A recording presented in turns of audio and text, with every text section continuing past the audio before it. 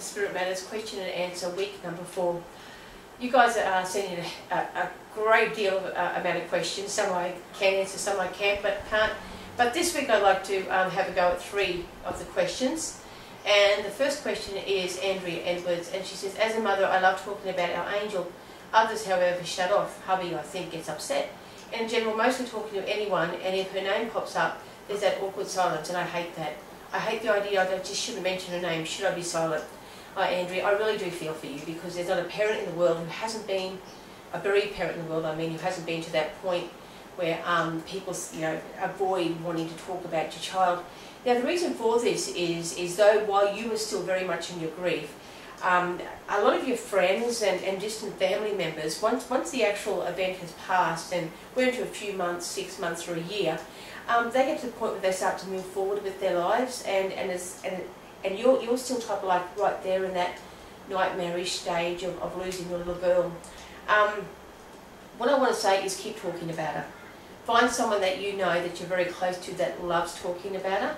And if her name comes up in the subject, don't apologise for being bereaved. Don't apologise for wanting to talk about her. I think that it's your every right to talk about her and to relive the happiest moments of your lives together, because that's part of the grieving process. But I do understand where you're coming from. Yes, it's true. A lot of people turn off. So my suggestion to you is don't ever stop talking to her about her. Don't ever apologise for her coming up in a conversation, because she's a big part of your life. She always will be. And if necessary, find someone else that you know that really doesn't mind letting you unload and letting you talk about her as much as you like. As for your hubby, well, men tend to be a little bit inward when it comes to talking about the death of the child. That's perfectly normal, and I think there's a lot of women out there that would agree with me that their husband indeed did close down and doesn't like to talk about the death. And that's because fathers have a very protective instinct. And sometimes when it doesn't matter how the child passes away, if the fathers might just feel that they didn't, protect enough or something like that. I mean, we mothers feel that way too, but I get the sense that fathers feel a little bit more strongly. So forgive your hubby, forgive your friends who don't quite understand where you're still at, and do find someone who really doesn't mind talking to you about your little girl. In fact, I would suggest going to a bereaved parents group, or find another bereaved parent who you can sit there and happily chat away about some of the happiest memories of your life. I hope that helps, but no, don't you ever stop talking about your little one. The next question is from Carla Greenfield, and she's had quite a few people die, including her last partner, her best friend, and the biological father of her young child. The question she has is that lately her young child has been having nightmares and doesn't want to go to bed and keep pointing to a side of the room. And Carla's a little bit afraid that it might be the spirit world that's disturbing her child. Now listen, Carla, I have to be really honest with you. I don't know of many 2 to 3 year olds that don't go through that stage of not wanting to go to bed. And I just hope that you're not reading too much into this. It's not that I don't think that the spirit world will be around you and your family. It's just that, and as a rule, they don't really disturb the baby's sleep in that matter. Spirits will communicate with your babies, but it's not to make them scared of going to bed or anything. So what I'm actually saying here is I think that your 3-year-old is being a normal 3-year-old and not wanting to go to bed, and is making excuses not to want to go to bed. And if he's having nightmares as well, that's also normal 3-year-old behaviour as well. I would encourage you instead to see if you aren't maybe giving him too much sugar before bed, or if he's watching too much TV and that's why he doesn't want to go to bed. Because I actually think this is more of a natural thing than a spirit world thing. Unfortunately, because of Hollywood and all that type of thing, too much onus is placed on the spirit world, but that's all Hollywood. They're not going to sit there and scare your little baby. A lot of you keep asking, can babies see the spirit world? Yes, I do believe that they can, and I do believe up until the age of 4 or 5, they can communicate quite well with them. After that, once they go to school, they're no longer in the moment, so the communication generally stops. Not with all kids, but with most kids, okay?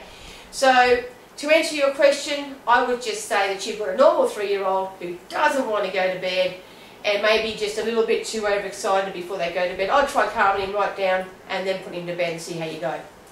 The next question is from Cheryl Webster. Hi Charmaine, I've asked a question each week. I'd like to know about our animals. When they die, as they have only known us when they're alive, who meets them when they cross over? and lets them know that everything's going to be okay, and to make them feel safe. And do they remember us when we cross over ourselves? Well, you know what, Cheryl? I've had a lot of readings where the spirits come through and now has these much beloved Rottweiler or their much beloved Shih Tzu or their lovely cats being there to meet them. So one thing I am fairly certain of, animals do tend to be in our heaven, which is a wonderful thing.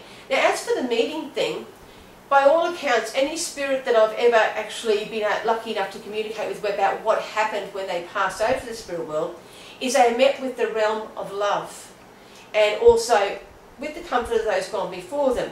But the realm of love seems to be what really impresses them. I hope you get what I'm saying. I haven't met a dog in the world who isn't attracted to love. That's the truth. I really haven't. So I think that if the universe, as I see it, is the great, loving, beautiful place I envision it to be. And if it's filled with love, because I do believe it's the realm of love, I don't think your your dog would actually feel uncomfortable about being over there. I don't think that he'd be lost and lonely. And you know what, to be honest with you, there's a lot of times when I've done readings for people and their old dogs have actually come through because you know where your old dogs are staying? Probably right in your house. Don't be too concerned about that. A lot of people worry about, like, you know, if they're still in the house, they go, no, they're not grounded if they're still in the house. It just means that they like to be where the love is. And if the love is where you are, well, that's where they're going to stick by, you know? There's nothing scary about any of this. Your dogs will be okay, and I bet you any money your Yorkie's going to be over there waiting for you when you cross yourself. And I bet you just get this biggest smile on your face as well. So, Cheryl, just rest assured that animals are in people heaven too, because I don't know, I reckon that yeah, there's a lot of things I reckon, but I won't talk about that now. So I hope this helps you guys today, and I hope it moves on with your journey, and I hope it helps many others who have asked these similar questions. And I look forward to doing another question and answer segment next week. Until then, have a great week, live life, laugh often, and love always.